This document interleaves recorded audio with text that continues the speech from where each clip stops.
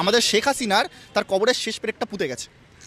আজকের দিনে দাঁড়িয়ে যখন মোহাম্মদ ইউনূস যদি সেরকমই কোনো ঘটনা ভবিষ্যতে ঘটায়, শেখ হাসিনা আমরা জানি প্রায় হাজারের কাছাকাছি মানুষকে হত্যা করে তারপর দেশ ছেড়ে পালিয়েছে, এবং মোহাম্মদ ইউনূস সেই দেশ ছেড়ে পালানোর পর যে একটা অন্তর্বর্তীকালীন পরিস্থিতি, সেই সময় সে একটা সরকার গঠন করেছে যেটা কোনো নির্বাচনের মাধ্যমে আসেনি।